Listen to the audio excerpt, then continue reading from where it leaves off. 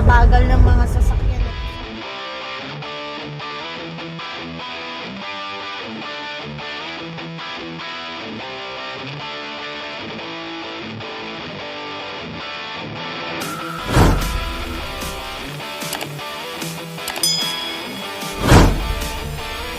Good morning! So, ayan, nandito na kami sa Alphabeta Yard.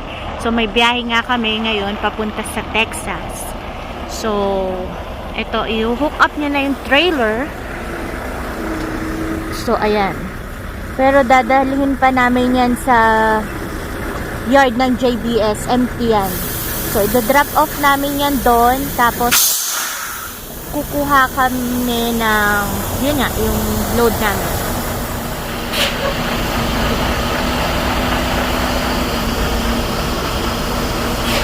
Ang dumi nung ano, yung sasakyan namin.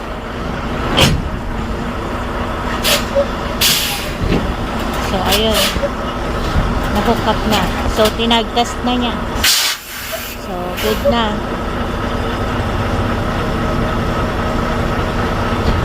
So, syempre, kakabit yung ano, yung airlines, electric line. So, ayan, nandito kami sa may Petro Canada kasi yung trailer na i-drop off namin sa JBS ay explain. Kasi nangyayari dito sa mga planta kasi na-require nila na at least 3/4 o 3/4 yung laman ng fuel tank mo ng trailer. Kasi nga hindi natin alam kung ano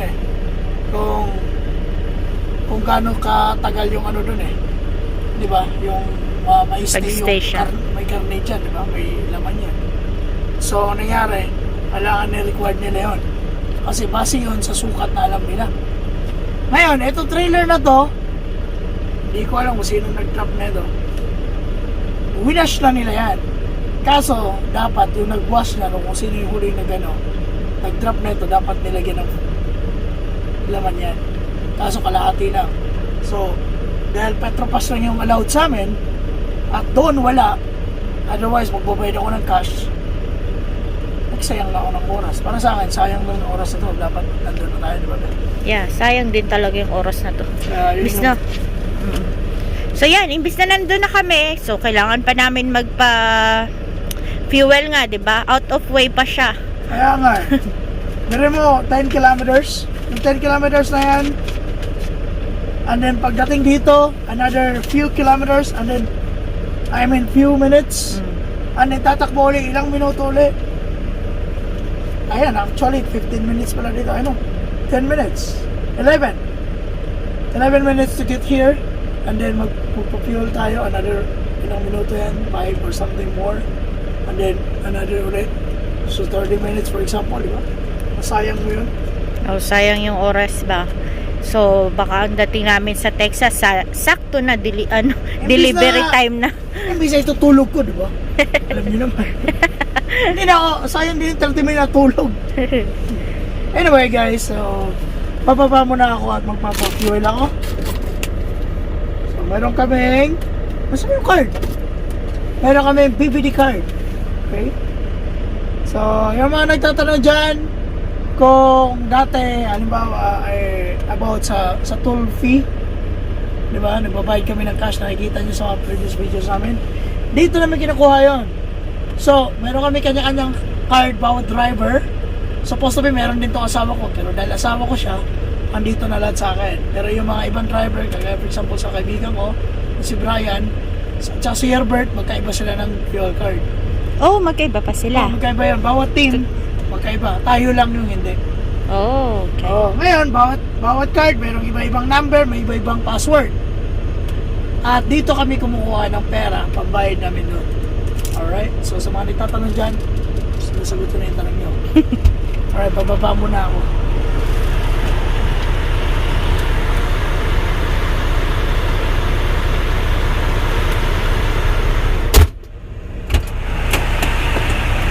Ayun! So, tapos na tayo. Nga pala, Normally, nilalagay kasi dito yung pagpa-fuel, no? Pagka truck. Pero dahil ang nangyari, trailer yon. Kasi ang tractor dito, meron kasi tayo nagtatawag na EFTA, International Fuel Tax Agreement, di ba? So which is, I don't think it's included yung trailer. So pang tractor lang yun. Kaya gagawin ko, hindi ko siya i-input dito. Pero of course, naka-detail pa rin siya na nagpa-fuel ako. So yun lang yun. Hindi ko nilalagay. Kasi pag nilalagay ko yan dyan, masyado nang maraming ano yan eh. Ewan ko kasi alam ko kinakalculate yan through by per liters or gallon eh. Alright, so eto dito ko nilalagay yung martilyo ko ngayon at saka yung ano ko, yung gloves kasi para mainit. Pag doon sa labas sobrang lamig. Kaya sibat na tayo dito. Sobrang lamig nga ngayon. Ano bang weather ngayon? Nag-snow konti lang naman pero sobrang lamig. Siya, white, ano ba ba? Yung parang Flurries? Parang, ano ba tawag tingnan mo, doon? tama lang siya nakakapit sa ano, yung sa mga dahon. Oh, galing nga eh. Ayun o. Yung parang sa Christmas tree. Oo, galing nga. Ganun lang siya pero tsaka malamig na. Malamig nga eh. Ano yun? Parang may ano. So anyway, so nandito pa tayo sa Calgary. So dadaan rin naman pala tayo. Pala may bumili ako ng headlamp. Ayan ah. Magkano ba yung headlamp na ito ba? Saan ka bumili? Hindi ko alam yun ah. Amazon. Siyempre, Amazon. Oh, ayan pala yun. Ito yung nakabox. Ano yan? So, kagandahan nito, yung battery niya na sa likod.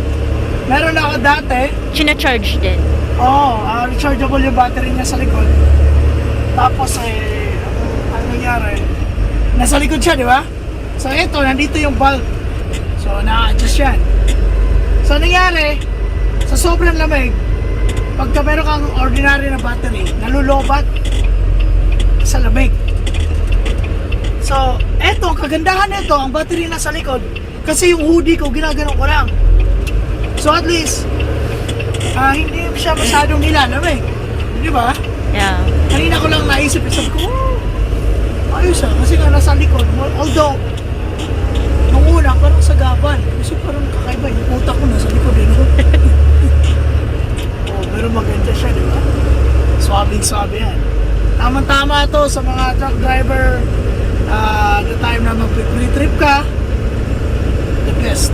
And at the same time, hindi mo na kailangan bilhin na battery. Charge mo lang dyan, di ba?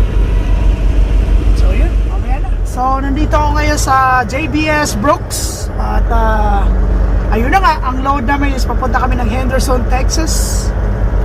So mga taga Henderson, Texas dyan,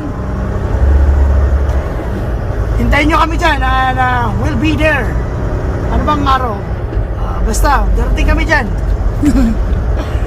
So, ayun. Mamaya na lang ulit. At wala namang, there's nothing interesting right here for now. Okay, so dito, natatabi ko muna to. Mag-ubad ako ng jacket at ay hindi, magpapadiesel pa pala ako. Anyway, so let's go. Papadiesel pa pala ako sa Petro sa may Taber, Alberta, dahil 1/4 na lang ang laman ng fuel ko. So last time na nagpa-diesel ako sa Fargo, North Dakota pa yon. So ubos, 1/4 na lang natira.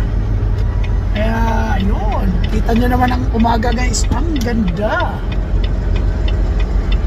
Kita nyo yung araw na yan.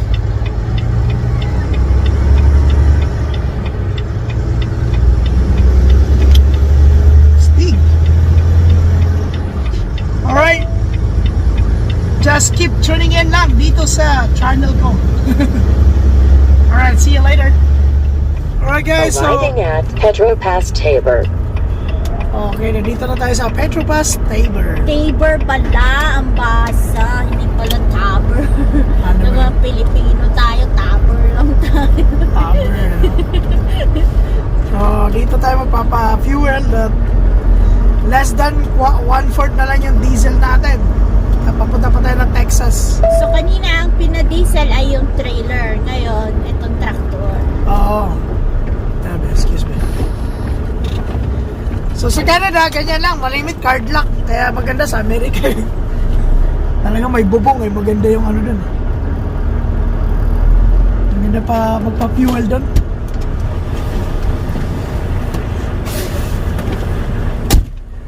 Alright, so dito muna tayo. A few moments later. So ayan, alis na tayo dito sa my neighbor. Tapos na magpa-diesel yung asawa ko. So, meron kaming 1 hour to border. So, tara na.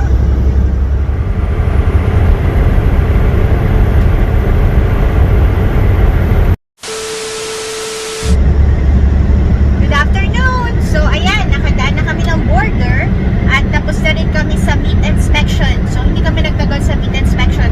Pagdating namin, kami na agad. So, pagkatapos nun, kumain lang kami saglit, tapos nag-washroom. So, ayan, alas na ulit. Diretso biyahe na, papuntang Henderson, Texas. So, darating kami doon bukas ng gabi. Or sabihin na natin, yeah, bukas ng gabi. So, ayan. So, I think kita na lang tayo doon kasi itong dadaanan namin is pareho lang. So, tingnan natin kung merong may iba sa view or may something special. So, bibidyohan natin.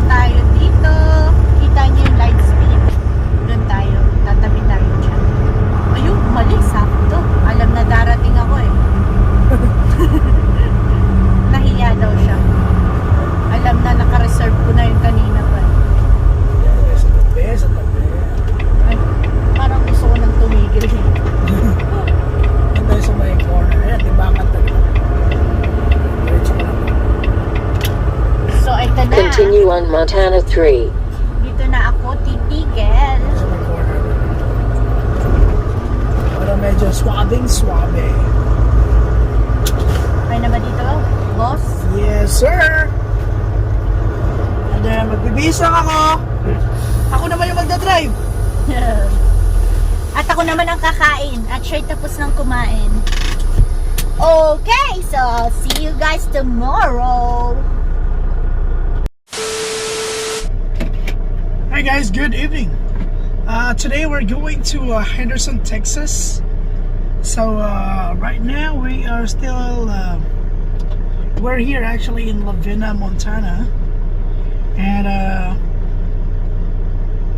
to drive to our delivery from here is about 26 hours. So let's say including the break and of course some of the rest, like, you know, taking a nap along the way. So Continue on Montana 3. we'll be there around, let's say, 9:30 in the evening tomorrow. So yeah, so just keep tuning in here in our channel, and I hope you guys enjoy this video. Alright, baby, are you ready? Alright, let's go, buddy. Come on.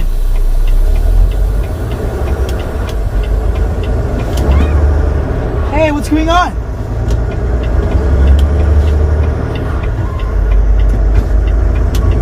So from the corner here in Montana, it's actually this road is the Highway 3 here. It's down south Montana.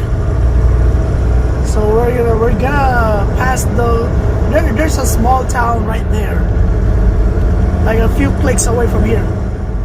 Yeah, so just like that.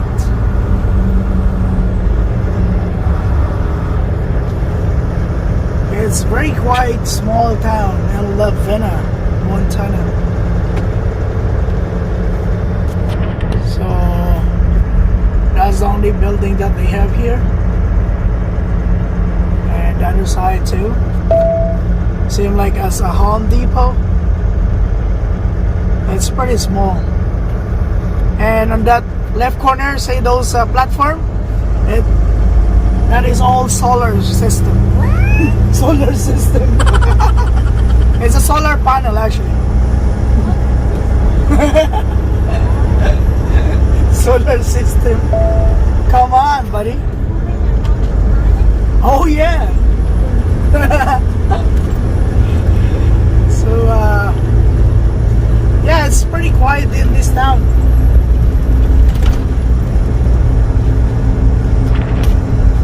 But it's nice, huh? Look at the timing and the view. It's pretty cool. The next day. Good morning! So, ayan, ako na naman yung nasa harapan nyo kasi umaga na. Time check here is 8:02 na ng umaga. Nandito ako sa may Highway 70.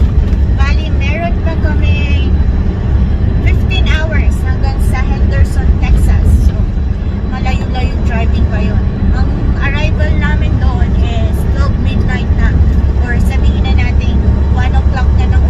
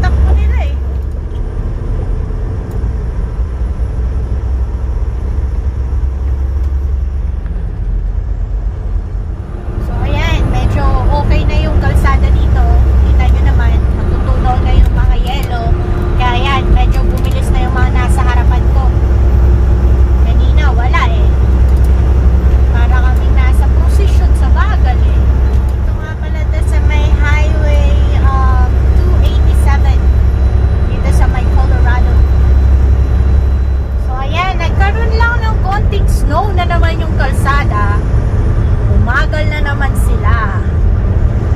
Hindi naman siya madulas. Mararamdaman mo naman yan kung madudulas ko or hindi eh. Yung nasa harapan ng trailer talaga pasaway oh. Kanina okay na bumilis na kasi nag-melt na yung ice dun sa yung nadaanan namin kanina, diba? So ito, nagkaroon lang ng konting snow. Ayan, sobrang bagal na naman. Ano ba naman yan oh? Sayang yung yung mga oras na masisave ba? Many hours later.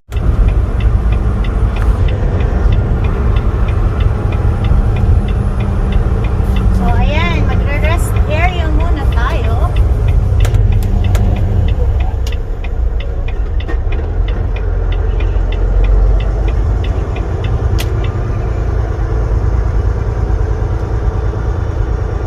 Dito to sa may Lamar, Colorado.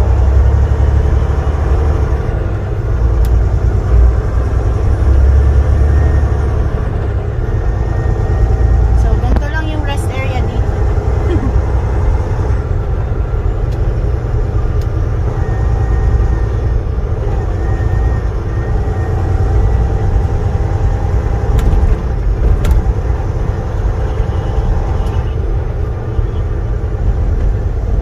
So dito tayo malapit sa basurahan.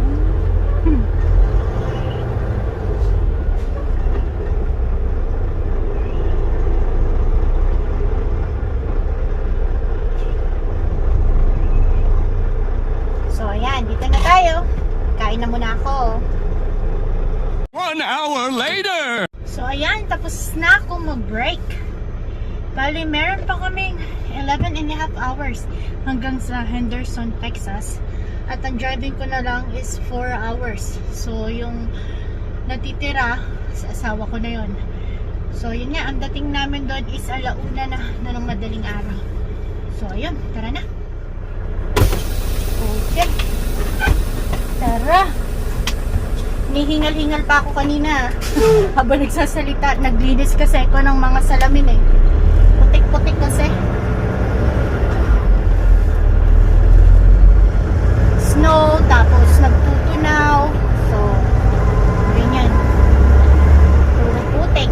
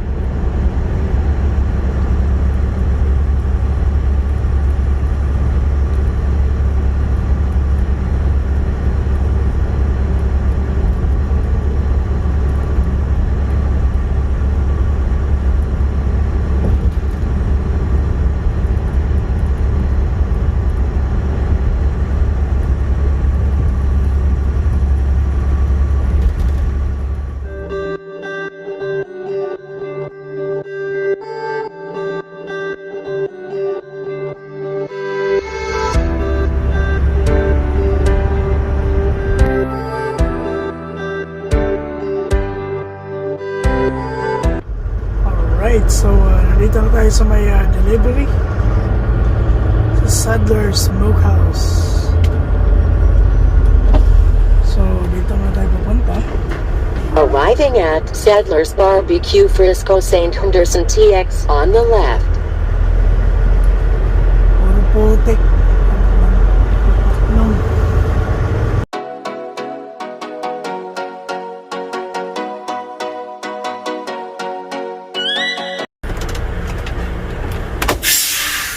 okay guys, so nandito na tayo sa Sadler's. So time check here is 2:43 in the morning. So I'm sure mamaya pa yata umaga yung unload dito. Pupunta muna ako doon, checkin ko kung anong oras sila mag-unload bukas. Right? Kasi masyado pang maaga dito eh. 2:45. Yeah, 2:45 in the morning. So check out ko muna doon. Okay. Alright guys, so ayun, check ko doon yung kung anong oras sila mag-start mag-check-in. So mamaya pa yata alas 7. So dahil dyan at oras ngayon is mag alas 3 na, madaling araw tutulog muna kami. Alright, see you.